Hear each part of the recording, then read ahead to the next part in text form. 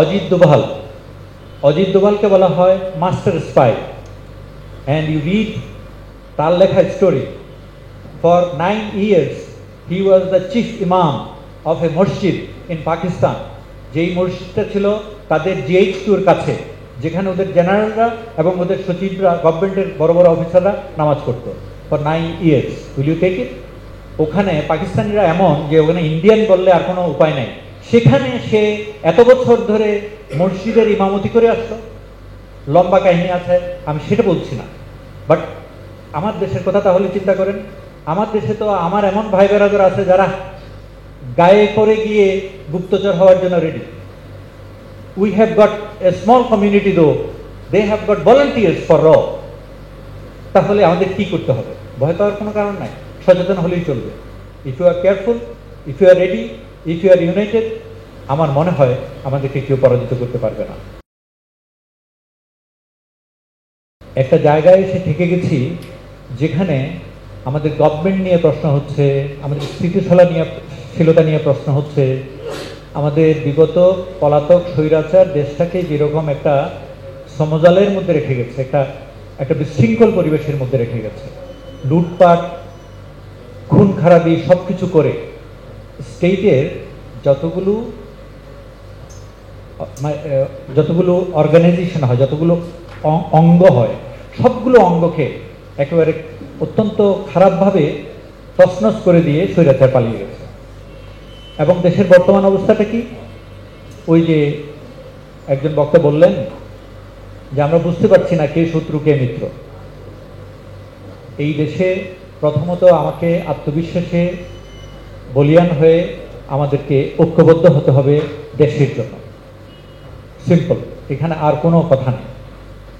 এই মুহূর্তে আমি যদি ওই ধরনের আর্থিক স্বাচ্ছন্দ্য না থাকে, তাহলে আমাদেরকে কি করতে হবে? একটা স্টেবল বাংলাদেশ তৈরি করার জন্য আমাদেরকে পদক্ষেপ নিতে হবে। এখন একটি স্টেবল বাংলাদেশ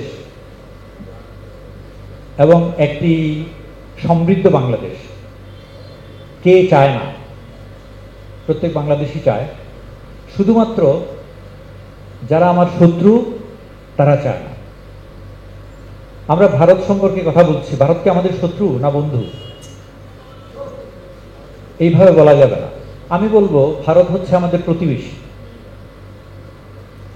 প্রতিবেশীকে ডিল করতে হলে যেভাবে করতে হয় সেটা উইন উইন সিচুয়েশনে করতে হবে। আপনার বাড়িতে, গ্রামের বাড়িতেও আছে যে পাশের বাড়িতে ছেলে পরীক্ষা দিল, ভালো রেজাল্ট করবে, ও যেন রেজাল্ট ভালো না করে, কোনো মতে পাস না করে, কোনো মতে ম্যাজিস্ট্রেট হইতে না পারে, মসজিদে গিয়া সিন্নি দিয়ে আসে। ইয়েস।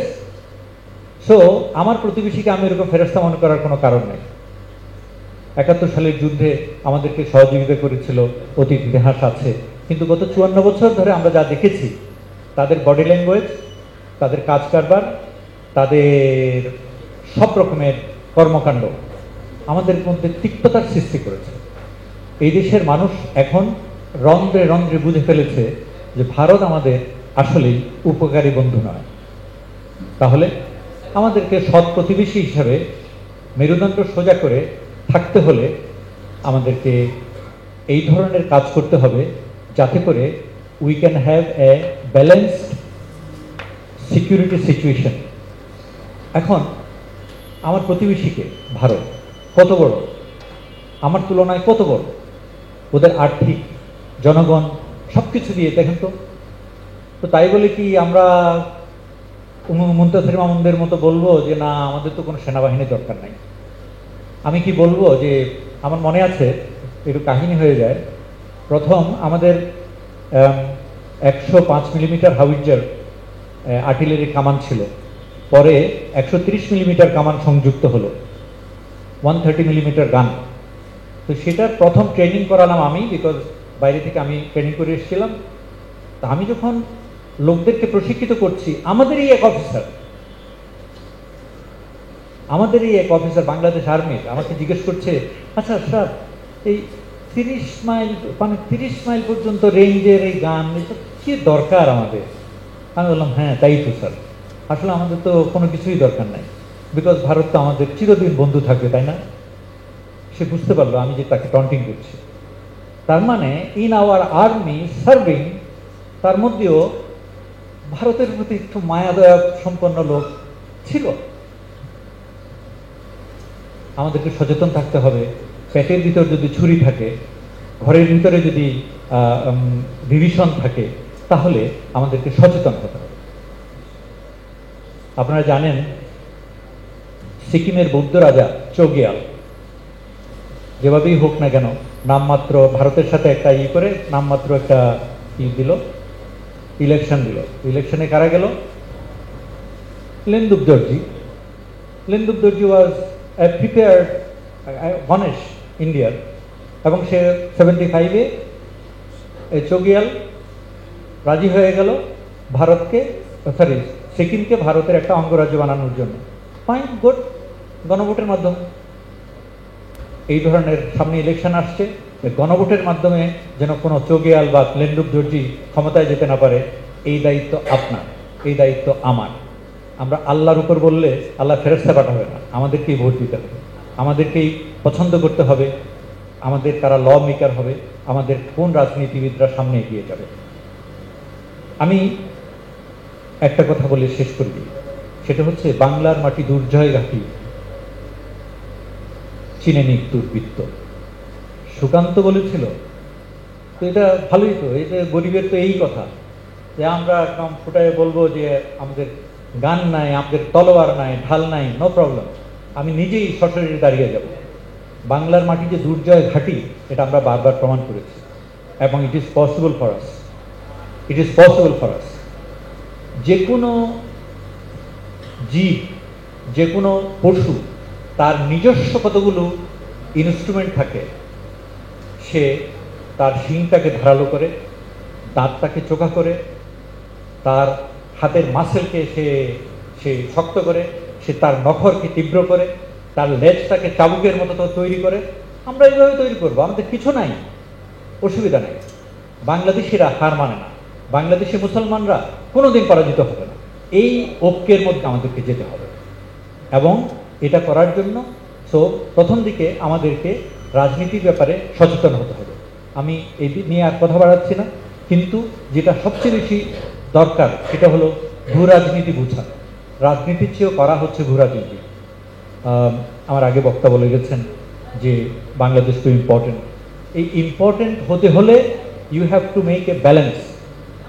এই উইন উইন সিচুয়েশন, এই ব্যালেন্সটা করতে হলে আমার কাছে নাই, আমার বন্ধুর কাছে আছে।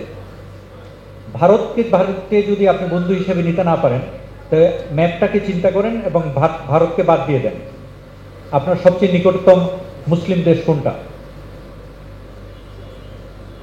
আপনার নিকটতম মুসলিম দেশগুলোর সাথে আপনার সুসম্পর্ক থাকতে হবে। আফগানিস্তান, পাকিস্তান, ইরান, মালয়েশিয়া, তারপর শেষে গিয়ে তুরস্ক পর্যন্ত। Yes, you have to have good diplomatic relationship with them. International রিলেশনসের এগুলো কতগুলো বিষয় আছে। অবভিয়াসলি ভারতের অনুমতি নিতে গেলে আমি সেই কাজগুলো করতে পারবো না। ভারতের সাথে আমার উইন উইন সিচুয়েশনে চলতে হবে। ভারত যদি মনে করে আমাকে দিয়ে তাকে বান্দা হিসেবে কাজে লাগাতে পারবে না, যেটা শেখ হাসিনা সব কিছু দিয়ে দিয়েছিল, তাহলে ভারতও বুঝে যাবে যে আমার সাথে কি করতে হবে। বাংলাদেশ কোনো ছোট একটা মশা নয় যে বুড়ো আঙ্গুল দিয়ে টিপ দেবেন আর ঘষা দেবেন, সব কিছু একাকার হয়ে একটুখানি রক্তের দাগ থাকবে, বাকি সব মুছে যাবে না। সো আমি যেটা বলতে চাই সেটা হচ্ছে এই নিরাপত্তা ব্যাপারে আমাদেরকে সচেতন হবে, আমাদেরকে সিকিউরিটি মাইন্ডেড হতে হবে। আমরা কিন্তু অ্যাকচুয়ালি আমরা ইন্টেলিজেন্স সম্পর্কে, সাবভার্সন সম্পর্কে আমরা কিন্তু খুব বেশি সচেতন না। আমরা গুপ্তচর বৃত্তি সম্পর্কে কোনো কিছু জানি না। একটা কথা নিশ্চয়ই আপনাদের অনেকেই জানেন না, অনেকেই জানেন না, নরেন্দ্র মোদীর চিফ সিকিউরিটি অ্যাডভাইজারকে অজিত দোভাল। অজিত দোভালকে বলা হয় master spy. And you read তার লেখা story, for 9 years he was the chief imam of a মসজিদ ইন পাকিস্তান। যেই মসজিদটা ছিল তাদের GH2-র কাছে। যেখানে ওদের জেনারেলরা এবং ওদের সচিবরা, গভর্নমেন্টের বড় বড় অফিসাররা নামাজ পড়তো for 9 years। Will you take it? ওখানে পাকিস্তানিরা এমন যে ওখানে ইন্ডিয়ান বললে আর কোনো উপায় নাই, সেখানে সে এত বছর ধরে মসজিদের ইমামতি করে আসলো।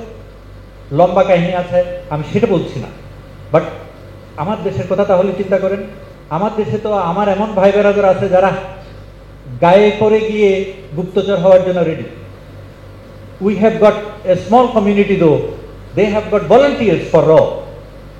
তাহলে আমাদের কি করতে হবে? ভয় পাওয়ার কোনো কারণ নাই, সচেতন হলেই চলবে। If you are careful, if you are ready, if you are united, আমার মনে হয় আমাদেরকে কেউ পরাজিত করতে পারবে না। আজকে ন্যাশনাল সিকিউরিটির উপর যে কথা প্রসঙ্গে আমাদের সীমান্তের কথা এসছে, পার্বত্য চট্টগ্রাম নিয়ে কথা এসছে, these are very important issues. সীমান্ত রাজনীতি এমন একটা জিনিস, কেউ কেউ আপনার জানেন কিনা জানি না, আমি দেখেছি পার্বত্য চট্টগ্রাম, আমার বাড়ি চট্টগ্রাম, পার্বত্য চট্টগ্রামে এক সময় তখন আইয়ুব খানের আমলে মিজোরা ছিল। মিজোরাম আছে না, মিজোরামের ওখানকার বিদ্রোহীরা এখানে থাকতো, এদেরকে মাসিক রেশন দিত field marshal Ayub Khan. changetv.press, এক ফোঁটা হলুদ নেই।